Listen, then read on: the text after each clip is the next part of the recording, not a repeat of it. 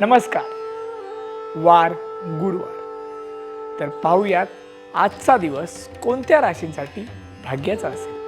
मेष, विद्यार्थ्यांना शिक्षणाबाबत योग्य संधी मिळाल्या तरी कष्टाला पर्याय नाही हे लक्षात ठेवावे लागेल.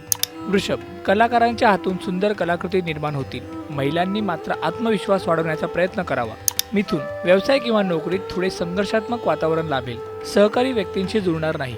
कर्क, थोड्या प्रतिकूल परिस्थितीत मनुष्य हरवून बसाल. कामाची कितीही घाई असली तरी कायद्यानुसारच काम करा.